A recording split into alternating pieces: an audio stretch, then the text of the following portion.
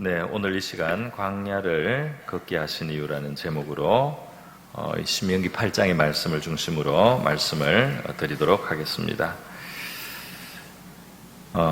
우리 인생의 길을 흔히 광야에 비유하기도 합니다. 이 광야라는 것은 메마르고 건조하고 또 거칠고 살기가 굉장히 어려운 곳이라고 할 수 있겠습니다. 이 광야는 우리 신앙생활에서 굉장히 중요한 의미를 가지고 있습니다. 거기서는 영원히 살 수 있는 곳이 아니고 이제 지나가야 되는 곳이죠. 그리고 하나님께서 특별히 이스라엘 백성들을 인도하신 경우에 그들은 약속의 땅 가나안, 젖과 꿀이 흐르는 그 땅을 가는 길에 이 광야를 통과하게 된 것입니다. 우리 인생길도 그런 의미가 있다고 할 수 있겠습니다. 그래서 오늘 우리 본문에서 우리 신앙인들에게 있어서 이 인생 광야의 깊은 의미를 오늘 신명기 8장에서 하나님이 설명해 주신 내용을 중심으로 함께 생각해 보도록 하겠습니다. 먼저 이 광야의 길은 특별한 의미가 있는데요. 이것은 불가피하면서도 이렇게까지 고생할 필요는 없었던 광야였습니다. 이게 무슨 말이냐 하면 하나님께서 이 이집트에서 고난을 받던 이스라엘 백성들을 건져내셨는데요. 건져내셔서 약속의 땅, 가나안 땅으로 지금 이제 이스라엘 땅이죠. 그곳으로 이동을 시키는데 그 광야를 통과할 수밖에 없습니다. 그래서 그 광야를 통과하는데 한 1, 2년 걸리는 거예요, 사실은. 거기서 이제 그냥 통과만 하는 것이 아니고 중간에 하나님이 정비도 하고 조직도 하고 교육도 하고 이렇게 하면서 옮아가는데 1년 조금 더 걸려서 2년 좀 덜 걸려서 사실은 이 광야는 통과가 되게 되어 있었습니다. 그런 의미에서 광야는 지나가지 않을 수 없는 곳이기도 해요. 그러나 이스라엘 백성들처럼 40년을 걸을 필요는 없었습니다. 오늘 2절에 보면 이 40년 동안 광야길을 걷게 하셨다. 이렇게 지금 이 신명기 이 말씀의 장면은 40년이 이제 마칠 즈음에 하는 말씀이거든요. 그래서 이 40년이 될 수 없었다는 거, 40년이 될 필요는 없었다는 거, 그렇게 말씀을 할 수 있겠습니다. 왜냐하면 이스라엘 백성들에게 있어서 이 광야는 징계의 의미가 있었습니다. 다시 말해서 그들을 변화시키기 위해서 그들을 하나님이 새롭게 만들어야만 하나님의 약속의 땅에 들어갈 수 있을 것이기 때문에 이 변화시키는 과정이 길어졌다 이 말입니다. 그런 의미에서 이스라엘 백성들 이 광야를 꼭 이렇게 오랫동안 갈 필요는 없었다 하는 것입니다. 우리 5절에 보면 사람이 그 아들을 징계한 같이 내 하나님 여호와께서 너를 징계하시는 줄 마음에 생각하고 그랬죠. 바로 이제 광야의 길이 이스라엘 백성들에게는 징계적 의미를 가지고 있었어요. 왜 이렇게 길어졌느냐? 이제 그것은 조금 설명이 필요합니다. 사실 1년 반 조금 정도 됐을 때 이스라엘 백성들은 이미 광야 생활을 끝낼 수가 있었어요. 왜냐하면 그때 하나님이 약속의 땅에 들어가기 직전에 최종적인 마무리를 하신데 그것이 뭐냐면 시내산이라고 하는 곳에서 하나님이 임하시고 백성들에게 영광과 위엄도 나타내시면서 이 하나님의 법, 율법의 말씀을 그곳에서 베풀어 주신 것입니다. 그리고 우리가 십계명을 비롯한 하나님의 말씀의 법을 주셔서 그들이 하나님의 영광을 보면서 그 하나님의 말씀을 그때 이제 듣게 된 거예요. 그래서 바로 이것이 그 최종적인 이제 마무리 준비라고 할 수가 있습니다. 뭐 다른 준비도 갖추어졌지만 하나님의 말씀이 주어졌을 때 그들은 약속을 누릴 수 있는 준비가 됐다 이 말입니다. 이것을 우리가 오늘 우리에게 바로 적용하자면 여러분에게 하나님이 말씀을 베풀어 주신다면 여러분은 그리스도 예수 안에서 풍성한 생명의 삶을 누릴 준비가 된 거예요. 할렐루야. 여러분에게 하나님의 말씀이 들려오고 하나님의 말씀이 달게 받아지고 하나님의 말씀이 믿어지고 하나님의 말씀이 감동되고 하나님의 말씀에서 힘을 얻고 확신을 얻고 깨달음을 받고 여러분의 마음의 변화를 받는 바로 이런 단계가 되면 여러분은 하나님이 주시는 풍성한 생명을 누릴 수 있는 여러분의 삶 속에 하나님이 주시는 풍성함이 이루어질 수 있는 준비가 됐다고 할 수가 있습니다. 할렐루야. 그렇기 때문에 여러분 이 말씀에 은혜 받는 것, 말씀에 감동 받는 것, 말씀에서 믿음이 생기는 것, 이것이 얼마나 중요한 일인지를 알아야 된다 이 말입니다. 예. 우리 성도들은 바로 이 하나님이 우리에게 이 말씀을 베풀어 주실 때 여기서 이제 하나님 나라가 역사하기 시작할 수 있는 기초가 주어지는 겁니다. 한 가지 알아야 될 것이 있어요. 말씀이 주어지면 그것으로 다 된 것은 아닙니다. 말씀이 주어지면 그 다음에 따르는 것이 있어요. 그게 뭐냐면 하나님의 뜻대로 행하는 겁니다. 할렐루야. 하나님의 뜻인 줄 알고 실천하는 거예요. 하나님의 뜻인 줄 알고 실천하는, 이제 그것이 되면서 이 가나안은, 약속의 땅은 이스라엘 백성들의 소유가 되는 거예요. 그렇기 때문에 이스라엘 백성들은 율법을 받고 믿음으로 순종해서 그 땅을 향해서 나가야 되고, 그 땅에서 하나님이 하라고 하는 일들을 이루어가면 그 땅을 차지할 수 있도록 그렇게 돼 있었다 하는 것입니다. 자, 그런데 이스라엘 백성들은 말씀을 받았어요. 받는데 이 말씀을 가지고 순종을 안 한 거예요. 그게 이제 40년이 길어진 겁니다. 그러니까 말씀을 받은 것까지는 너무너무 좋은 준비가 된 거예요. 그런데 그 말씀을 받고, 그리고 그 약속의 땅에 정탐을 해서 그 약속의 땅이 좋다는 것까지 알고도 여기에 그들이 더하지 않은 것이 있는데 그게 바로 믿음의 적용이었어요. 그들은 믿음을 사용해서 그 말씀대로 실천을 했어야 되고 하나님의 뜻대로 전진을 했어야 됐다 이 말입니다. 그래서 은혜만 받고, 다시 말해서 말씀만 받고 실천을 안 했을 때 이 광야 생활이 된 겁니다. 이 광야 생활이 길어져서 긴 시간 동안 이들이 말씀을 받고 순종하고 실천하는 사람으로 바뀔 때까지 이 광야에서 그들은 시간을 보내야 했던 것이에요.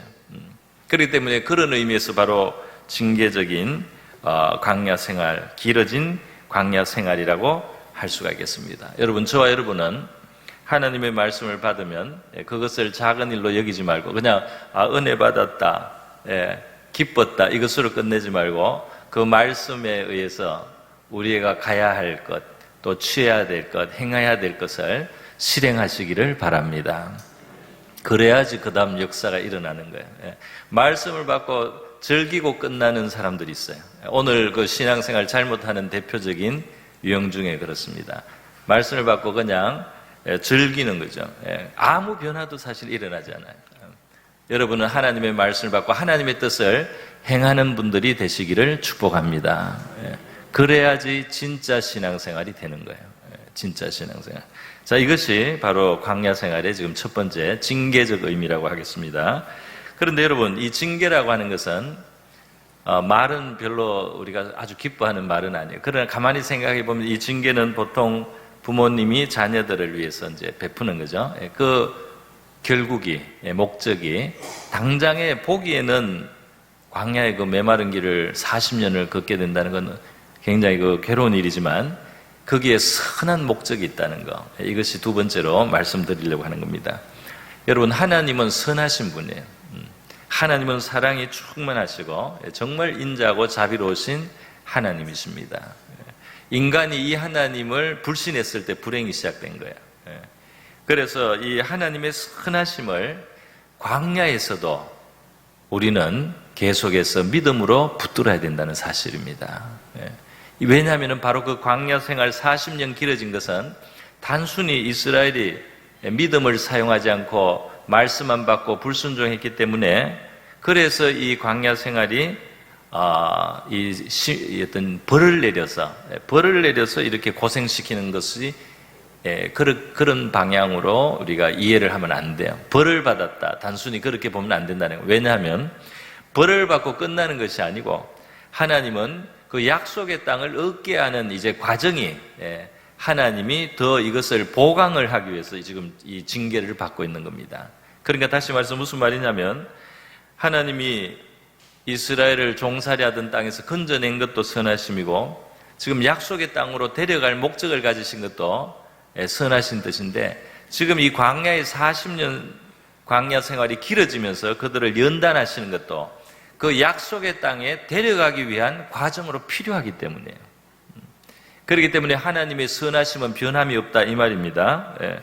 오늘 우리는 10절까지만 읽었는데요. 뒤에 20절까지 본문이 다 같은 맥락에 있는데요. 거기에 보면은 뭐라고 되어 있느냐면 16절에 마침내 내게 복을 주려 하심이었느니라 그렇게 되어 있습니다. 할렐루야. 마침내 내게 복을 주려고. 이렇게 하나님의 선하심이 있다면 사람들이 스스로 불행하고 스스로를 괴롭게 하고 하는 것은 뭐냐? 마귀의 거짓말인데요. 그것은 하나님이 선하지 않다는 것입니다. 하나님이 선하지 않다, 우리를 미워한다, 이런 식으로 생각하면 그게 마귀의 말인데 그것을 우리가 받아들이고 그 거짓을 받으면 우리도 괴롭고요. 하나님 안에서 이루어질 수 있는 모든 것들이 방해를 받게 됩니다. 그래서 이 하나님이 선하시고 지금 우리에게 광야의 길을 비록 걷게 하시고 있을지라도 하나님의 선하심이 있다는 사실을 반드시 믿어야 할 줄 믿습니다. 이 하나님의 선하심에 대한 믿음이 우리를 구원해요.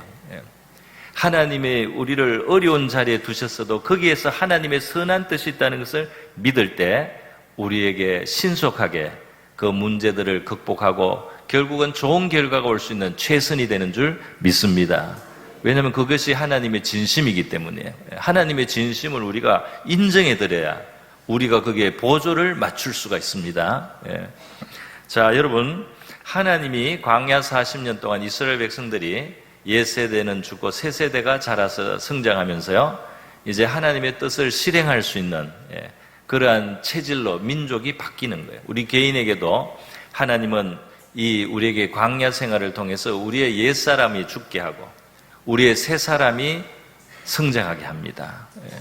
그래야지 순종하는 사람이 돼야만 우리는 하나님이 주시려고 하는 풍성한 구원의 삶을 누릴 수가 있어요. 천국 가기 전에도 이 땅에서 우리가 예수 믿는 삶이 이렇게 풍성한 것이구나, 이것을 알려면 새 사람이 돼야 돼요.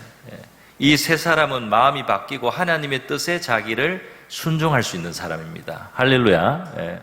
그렇게 돼야지 되기 때문에 하나님이 이 광야를 주시는 거예요. 그래서 그 복을 주시려고 그러는 건데요. 여러분, 우리 하나님의 진심이 예레미야 29장에 있지 않습니까?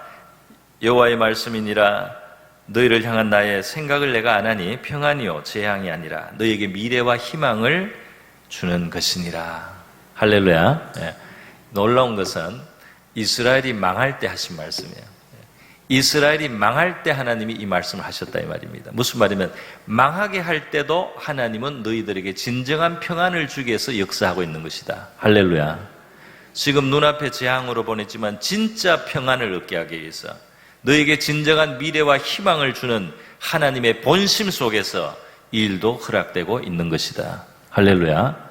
이스라엘이 망했어요. 그래야만 그들은 새로워질 수가 있었기 때문에, 그래야만 그들은 변화될 수가 있었기 때문에, 그래야만 그들은 복을 담을 수 있는 그릇이 될 수 있기 때문에 하나님께서 이스라엘을 바벨론에 넘겨버렸습니다. 그러나 그렇게 해서 다시 회복하잖아요. 할렐루야.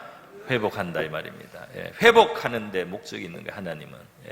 그래서 망할 때는 버린 것 같아도 버린 것이 절대로 아니었어요. 버린 것이 아니었습니다. 그래서 말이죠, 우리 하나님의 이 선하신 진심에 대해서 항상 신뢰하는 저와 여러분 될 수 있기를 바랍니다. 영광을 돌려드리는 거예요. 자, 그런데 하나님의 목적만 선한 것이 아니고 하나님이 실제적으로 선을 베풀고 있었습니다. 어떤 선을 베풀고 있었습니까? 오늘 본문에 보니까 뭐라고 되어 있느냐 하면 4절에 있습니다. 이 40년 동안에 내 의복이 헤어지지 아니하였고 내 발이 부르트지 아니하였느니라. 할렐루야. 자, 40년을 지내는데요, 이제 만나라는 신기한 양식을 내려서요, 광야에. 아침마다 이슬이 내리고 이슬이 마를 때 거기에 이제 하얀 무슨 가루 같은 게, 무슨 가시 같은 게 이제 남아가지고 이스라엘 그걸 거두면 먹을 수가 있었고요. 그 한 종류의 식사인데도 이스라엘 백성들이 40년 동안 산 걸 보면 모든 영양소를 다 가지고 있는 완전 식품이었다고 생각됩니다. 그 신기한 양식을 먹고 살게 했어요. 그리고 이스라엘은 하나님이 불과 구름 기둥으로 광야길을 인도하는데요, 그 불 구름 기둥을 따라서 이동을 하고 그것이 내려앉으면은 거기에 성막을 치고 백성들이 그 진에 머무르면서 그냥 머물러 있었습니다. 그냥 머물러 있다가 뭐 일주일이든 한 달이든 석 달이든 1년이든 하나님이 머물러 있으라면 머물러 있고, 그 불구름 기둥이 다시 움직여서 앞으로 진행하면 백성이 장막을 걷고 따라서 다시 따라가는 거예요. 그 생활을 40년을 했다 이 말입니다. 그러니까 여러분, 그들이 그렇게 사는 동안에 말이죠, 하루하루가 정말 하루하루의 양식을 얻어서 사는 삶이에요. 아주 빠듯한 삶을 삽니다. 그런데 이 빠듯한 삶을 사는 동안에 이스라엘 백성들은 조금씩 바뀌고 있는 거예요. 조금씩 바뀌는데, 그 애굽에 익숙하고 불순종하고 자기 마음대로 하는 그 옛날 사람이 조금씩 이제 죽습니다. 그 세대가 조금씩 이제 소멸되는 거죠. 그리고 하나님의 뜻대로 우리는 움직이면 항상 하나님이 양식을 내린다 하고, 그렇게 경험하며 살아가는 새 세대가 점점 성장하는 겁니다. 그래서 이스라엘은 민족적으로 천천히 변하고 있는 거예요. 천천히 옛사람은 죽었고 새 사람은 성장하는 이 천천한 변화가 일어나고 있는데요. 이때 하나님은 만나 양식만 주는 게 아닙니다. 또 물만 얻게 하는 게 아닙니다. 불구름 기둥으로 그들의 길을 인도하는 것만이 아닙니다. 더하신 것이 있다 이 말이에요. 오늘 바로 4절에 있는 대로 그 말씀이죠. 이 40년 동안에 내 의복이 헤어지지 아니하였고 내 발이 부르트지 아니하였느니라. 할렐루야. 저는 이 말씀을 처음에 이 말씀에 좀 그 은혜를 받을 때 이런 생각을 했습니다. 이스라엘 백성들이 40년을 지나는데 하나님이 이 말씀을 나중에 하시기 전까지 이건 모르고 있었을 수 있겠다. 아무 생각 없는 거죠. 아무 생각이 없는 거죠. 뭐 어제도 그렇고 오늘도 그렇고 그냥 사는 것처럼. 근데 사실은 그 옷이 헤어져야 되는 거죠. 그 옷이 헤어지는 게 정상이에요. 그런데 옷을 입고 그냥 하루하루를 사는 사람은 그 옷이 헤어져야 되는데 안 헤어지고 있다는 사실을 깨닫기는 좀 어렵습니다. 나중에 생각해보면 40년 동안이나 그대로 있다? 그리고 또 거기에 사실은 발이 부르터야 되는 거예요. 그 광야 길이라고 하는 것은. 그런데 그들은 오늘도 걷고 내일도 걷고, 물론 해도 뜨겁고, 또 오늘은 어디서 물을 하나님이 주실까 이렇게 하면서 살아가는 거예요. 그래서 자신들의 발이 부르지 않는 것에 대해서 이들이 참 발이 안 부르던데 신기하네, 이거를 미처 생각하지 못하고 그걸 알아차리지 못하고 지냈을 가능성이 굉장히 많다는 생각이 듭니다. 그러니까 하나님이 이 말씀을 딱 지적하니까 딱 보니까 정말 희한하다. 이게 헤어졌어야 됐는데, 발이 부르터서 발병이 여러 번 났어야 되는데 우리가 어떻게 그냥 지내왔네? 이렇게 아마 깨닫게 될 것이라고 생각이 듭니다. 그런데 바로 그것을 하나님이 돌보셨다는 뜻으로 지금 이 말씀을 하시는 줄 믿습니다. 할렐루야. 다시 말해서 우리가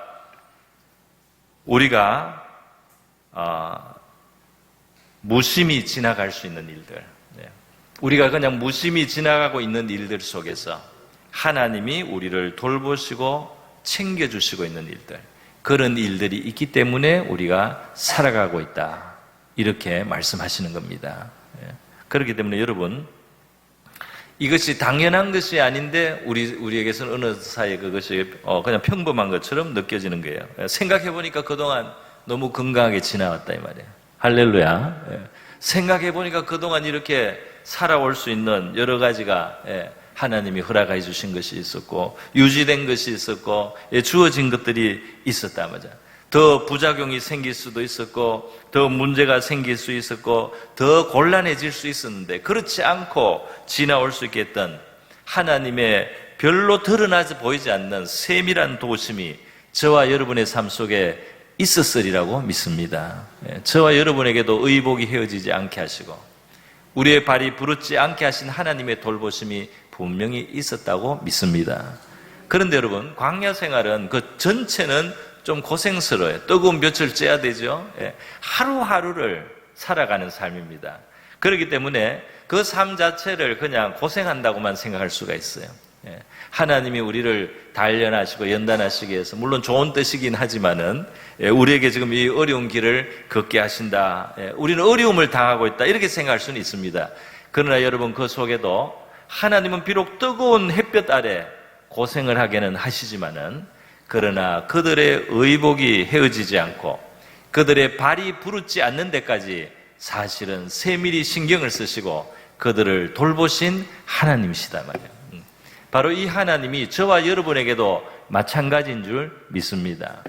그래서 우리의 삶 속에도 우리가 다 알아차리지 못하고 우리가 깨닫지 못하지만은 나중에 생각해보면 그 자체가 정말 하나님의 돌보심이고 하나님이 챙겨주셨다는 사실을 우리가 인정하고 감사해야 될 일이 있을 줄 믿습니다. 만약에 어떤 사람이 이스라엘 민족 중에서 그것을 깨달았다면 그 사람은 다른 사람보다 더 감사했겠죠. 올해도 정말 지나고 나니까 신기하다. 옷이 그대로다. 올해도 정말 발병이 안 났다. 이렇게 험한 길을 걸어왔는데, 이렇게 하면서 깨닫는 사람은 더 감사했을 것이고 깨닫지 못하는 사람은 그것을 누리고 받고 있으면서도 덜 감사했을 거죠. 저와 여러분은 마음과 눈이 밝아져서 하나님이 우리의 어려운 시간에도 우리를 챙겨주시는 하나님의 섬세한 도우심을 깨닫고 감사가 풍성한 우리가 될 수 있기를 바랍니다. 하나님의 선하심을 우리가 누리면서 그렇게 기뻐하면서 살아야 되는 것이죠. 자, 여러분, 마지막으로 말씀을 드리겠습니다. 이 광야 생활의 목적, 결국 무엇을 하나님이 원하시는가 하는 겁니다. 그것은 그 약속의 땅으로 데려가기 위한 준비라고 말씀을 드렸습니다. 그것을 오늘 본문의 표현으로 두 가지를 살펴봅니다. 먼저는 강조돼서 나오는 말씀 그대로. 왜 광야 생활을 하나님은 주시는가? 그것은 우리를 낮추시기 위한 겁니다. 2절에 나와 있죠. 너를 낮추시며, 광야 길을 걷게 하신 것을 기억하라. 이는 너를 낮추시며, 그렇게 돼 있죠. 또 3절에도 다시 나오지 않습니까? 너를 낮추시며, 너를 줄이게 하며 알지 못한 이 광야에서 만나를 먹이신 것은, 그러니까 이 낮추셨다는 게 아주 어뜸으로 이제 강조가 돼 있는 거예요. 뒤에 가면 16절에 다시 또 너를 낮추시며 너를 시험하신 것은 복을 주려 하심입니다. 이렇게 돼 있습니다. 그러니까 이 광야의 아주 중요한 목적은 낮춘다는 거예요. 여러분, 우리가 하나님이 우리의 인생길에서 광야를 만약에 허락하신다면 우리에게 목표하는 것은 우리를 하나님 앞에서 낮출 수 있는 사람이 되는 겁니다. 할렐루야. 그러니까 이 낮출 수 있는 사람이 되면 이 광야는 필요가 없는 거예요. 이 광야의 목적이 낮추시기 위한 거니까. 이 낮춘다는 말은 이제 우리의 흔히 쓰는 표현으로 겸손해지는 겁니다. 겸손하게 하는 거예요. 이 광야 생활을 통해서. 광야 생활을 날마다 하나님을 의지하며 살아야 되는 삶입니다. 그들이 무슨 대단한 게 하나도 없어요. 그냥 하나님의 은혜로 사는 거예요. 하루하루를. 그 속에서 낮추어지는 거예요. 낮추어지는 겁니다. 그러면 왜 하나님은 이렇게 낮추시고 그의 백성을 축복하시려고 하는데 왜 이렇게 겸손하게 먼저 만드시느냐? 그 말이죠. 그 뜻이 있는 겁니다. 왜냐하면 여러분, 왜 이스라엘은 하나님을 불순종해서 하나님의 약속을 향해서 나가는 길을 스스로 거부했느냐? 그것은 바로 그들이 높기 때문이에요. 그들이 마음이 높기 때문에, 또 달리 표현하면 교만하기 때문입니다. 교만하기 때문에 풍성한 생명이 못 들어가는 거예요. 그 교만하다는 것은 무엇입니까? 하나님보다 자기가 더 똑똑하다고 생각하는 거예요. 하나님보다 자기가 더 잘 판단한다고 생각하는 거예요. 하나님의 뜻보다 나의 이 판단이 나에게 더 유익할 거라고 생각하는 것, 이것이 바로 교만이다 이 말이에요. 이것이야말로 진짜 교만이다 이 말입니다. 우리는 그렇게 표현은 안 하지만 우리가 행하고 우리가 결정하는 것을 보면 우리가 하나님보다 더 똑똑하다고 생각을 하는 거예요. 우리가 하나님보다 더 잘 판단한다고 생각하는 거예요. 하나님이 원하시고 뜻하시는 건 나한테 도움이 안 되고 해가 되고, 그리고 내가 지금 생각하고 판단하는 것은 나한테 더 유익하다. 이렇게 되면서 사람은 타락도 그렇게 하고 약속의 땅에 들어가는 것도 그래서 거절하고 자기들이 고난의 길을 자초하게 되었다 이 말입니다. 자기들이 보니까 가나안 땅에 들어가면 안 된다는 거예요. 하나님은 지금부터 이제 이 땅을 차지하라고 들어가라고 하는데 이스라엘 백성들은 들어가면 안 된다는 겁니다.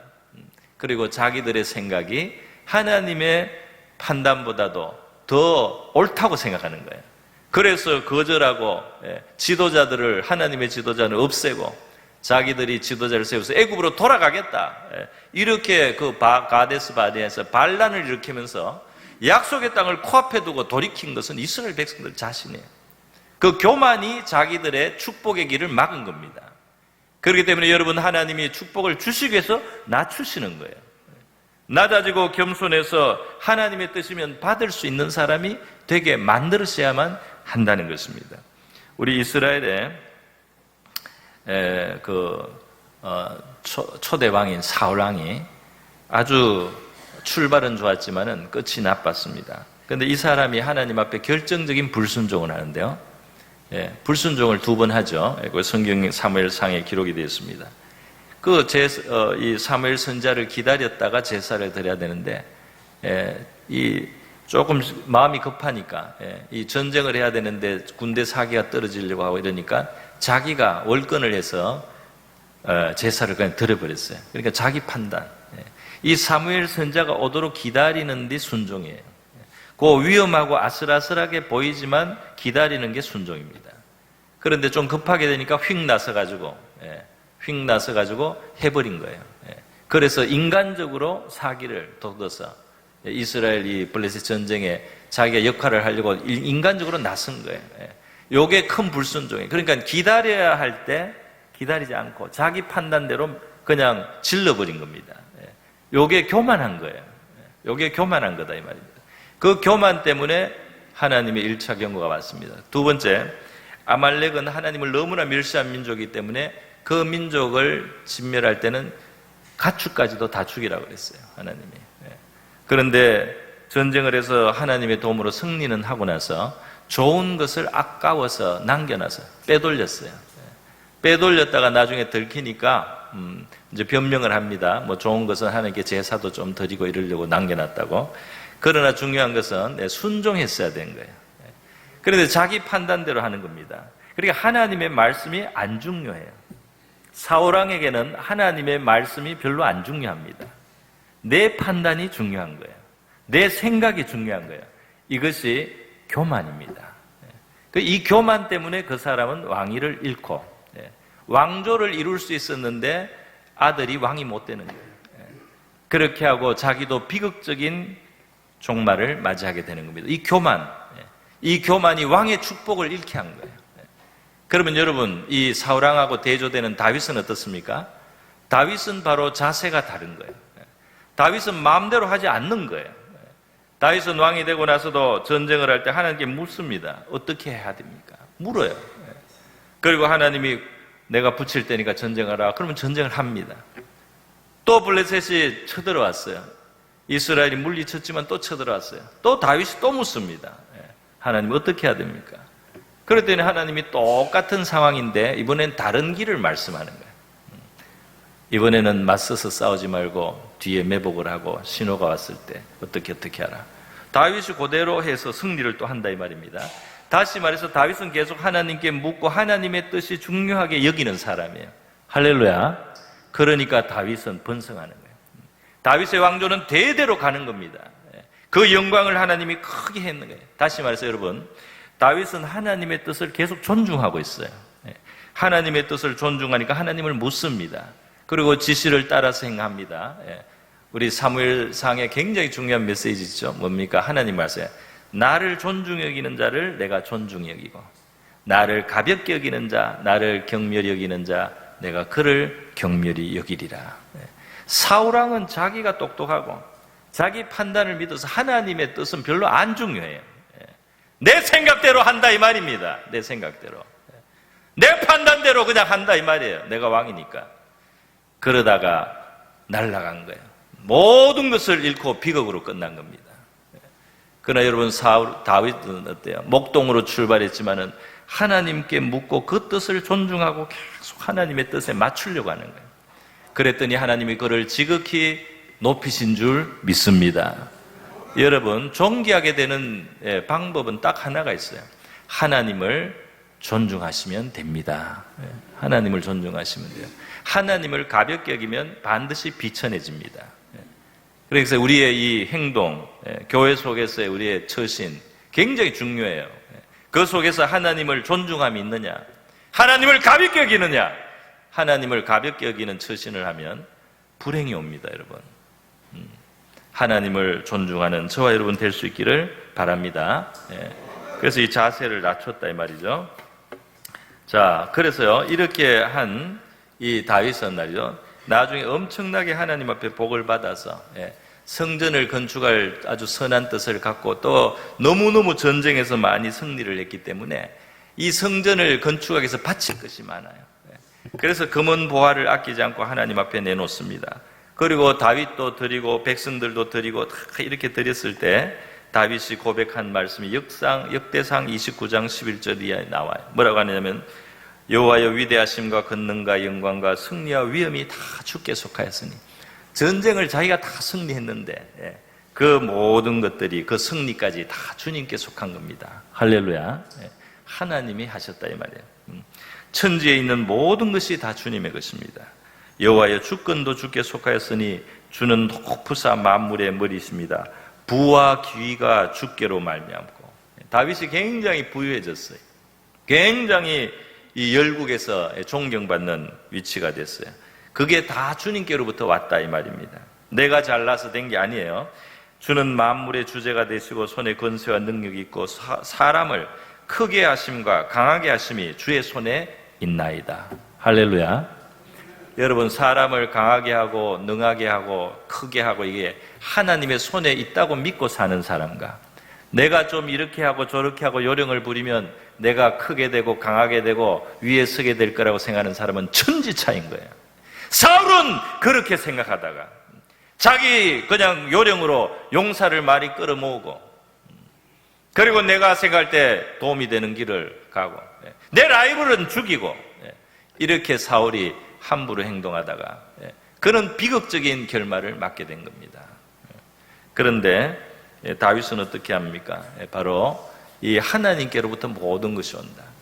그래서 하나님의 뜻에 맞추는데 신경을 다 쓰는 거예요. 그렇게 했더니 다윗을 지극히 하나님이 존귀하게 만들어주신 줄 믿습니다. 그렇게 하나님께 감사하고 하나님을 찬양하면서요, 그렇게 드리면서도 기뻐해요. 성전을 위해서 드리면서도 기뻐합니다. 나와 내 백성이 무엇이기에 이처럼 즐거운 마음으로 드릴 힘이 있었나이까. 이 모든 것이 주께로 말미암아 싸우니 우리가 주의 손에서 받은 것으로 주께 드렸을 뿐이라. 우리는 이 세상의 나그네와 이방인, 그림자같이 지나가는 존재들입니다. 그렇게 고백을 했어요. 그러면서 얼마나 이게 낮은 마음이에요. 그죠? 우리는 이방인과 이 나그네 지나가는 그림자 같은 존재라. 모든 것이 하나님께로부터 왔다는 거예요. 그러면서 16절에 하나님 여호와여, 우리가 주의 거룩한 이름을 위하여 성전을 건축하려고 미리 저축한 이 모든 물건이 다 주의 손에서 왔사오니 다 주의 것이니이다. 할렐루야. 그렇게 많이 바치고도 다 주님 거라는 거예요. 우리가 뭘 만들어서 드렸나 이거예요. 우리가 뭘 드렸나 하나님 앞에. 내가 뭘 드렸길래 내가 영광을 받고, 내가 뭘 드렸길래 내가 자랑을 해야 되냐 이 말이에요. 이것이 다 하나님께로부터 왔는데, 그것을 알고 고백하는 이 사람을 하나님이 진정으로 존귀하게 만들어 주신 줄 믿습니다. 그 영광이 얼마나 큰지 몰래 다윗이 이렇게 낮아진 사람을 하나님이 영화롭게 하시는 겁니다. 스스로를 높이려 했던 사울은 저 밑바닥으로 떨어졌어요. 아주 낮은 곳에 내려갔다 이 말입니다. 여러분, 그래서요, 마지막으로 바로 이렇게 광야에서는 하나님이 낮추시는 거고요, 그리고 중요한 진리를 체득하게 하는 겁니다. 뭐라고 하는 겁니까? 바로 3절에 있는 대로 너를 낮추시며 줄이게 하시며 알지 못하고 조상도 몰랐던 만나를 먹이시고 이 광야의 삶을 살게 하신 것은 사람이 떡으로만 사는 것이 아니고 여호와 입에서 나오는 모든 말씀으로 사는 줄 내가 알게 하려 하심이라 그랬어요. 자, 여러분, 이 말씀, 우리가 떡으로만 사는 것이 아니고 하나님의 말씀으로 산다 하는 이 유명한 말씀은 예수님도 광야에서 시험을 받을 때 하셨던 말씀이에요. 인용하셨던 말씀인데, 자, 이것이 정말 우리의 것이 돼야 됩니다. 이 말씀이 이게 머리로 그냥 알고 지나가는 게 아니고 이게 정말 우리의 경험이 되고 확신이 돼야 돼요. 그래야 돼요, 신자가. 그래야지 신자의 삶에 능력이 생깁니다. 무엇을 경험합니까? 이 백성이 광야에서 뭘 경험하냐면 이 광야는 원래 양식을 얻을 수가 없어요. 이 광야는 원래 농사도 할 수 없고, 이 광야에서 제대로 산다는 건 불가능합니다. 그런데 하나님이 그들을 인도하는 대로 그들은 그 구름 기둥을 따라서 이동을 하면서 그 장막을 치고 가라면 가고 서라면 서고 그렇게 가는 동안에 고돌의 장막 주변으로 항상 만나가 내리는 거예요. 그래서 그들은 양식을 매일매일 얻습니다. 아주 호식을 하고 이 백성이 막 뭘 누리고 이런 건 아니지만 건건히 사는 것 같지만 하나님의 인도를 따라가니까 늘 살 길이 생겨요. 할렐루야. 늘 살 길이 생긴다 이 말입니다. 그런데 이 만나는 떡이 아니에요, 사실은 원래는. 그죠? 원래 애굽에서 먹는 보통 떡은 아닙니다. 그 애굽의 보리떡이든지 호밀떡이든지 거기에 땅에서 나온 것으로 만든 떡이 있는데요. 사람이 떡으로만 사는 게 아니에요.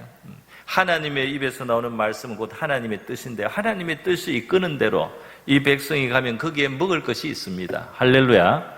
호밀떡, 보리떡이 아니어도 만나라고 하는 양식이 있는 거예요. 할렐루야.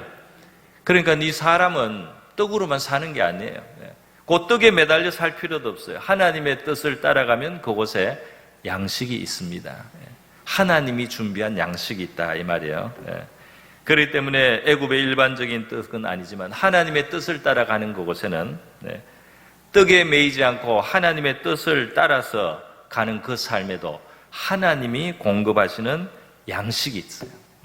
그리고 이 삶은 미래가 있는 삶이에요. 더 진정한 약속의 땅을 누리는 더 풍성한 생명의 삶이 앞에 기다리고 있는 그러한 삶으로 살아가는 것입니다. 사람들은 이 떡만 생각하니까 하나님의 뜻하고 이 떡이 충돌이 될 때 하나님의 뜻을 버리는 사람들이 있어요. 그러면 내가 먹고 살 길이 없어진다. 그 떡 때문에 하나님의 뜻을 버리는 거죠. 하나님의 뜻은 이렇게 돼 있어요. 그런데 그렇게 하면 내 떡을 못 챙기는데 이 떡을 버리고 하나님의 뜻을 따라가면 여기에 만나가 있다 이 말이에요. 사람은 떡으로만 사는 게 아니에요. 하나님의 뜻을 따라가면 거기에 만나 하늘 양식이 있습니다. 할렐루야. 하늘 양식을 못 줍니까 하나님이? 하나님은 사실 그 땅에 나는 양식도 하나님이 원래 하늘에서부터 비를 내리고 볕을 줘서 살게 하는 거예요. 그런데 하나님이 때로는 그걸 생략하고 바로 내린다 이 말입니다. 만나를. 그래서 살게도 한다 이 말이에요. 그래서 매이지 말고 그 떡에 매이지 말고 하나님의 뜻에 매인 삶을 살라고 하나님이 그 백성을 부르신다 이 말이에요. 오늘 우리에게도 마찬가지입니다. 오늘 우리에게도 마찬가지예요. 예수님이 마태복음 6장에서 뭐라고 합니까? 너희는 무엇을 먹을까 입을까 마실까 그런 염려에 얽매여서 사는, 그러면서 하나님의 뜻은 다 놓아버리고 잊어버리고 사는 그런 삶을 살지 마라. 너희는 먼저 하나님의 뜻, 하나님의 나라와 그 의를 추구하고 그것을 쫓아라. 그리하면 이 모든 것, 먹을 것, 입을 것, 마실 것 하나님이 더하여 주시리라. 이것이 바로 제자의 삶이다 이 말입니다. 이것이 바로 제자의 삶이고 이것이 바로 그리스도인의 삶이다 이 말이에요. 저와 여러분 광야의 인생길을 가면서도 우리 선하신 하나님을 우리가 깊이 깨닫고 하나님이 마침내 주시려고 하는 더 풍성한 생명으로 우리가 나아갈 수 있기를 바랍니다.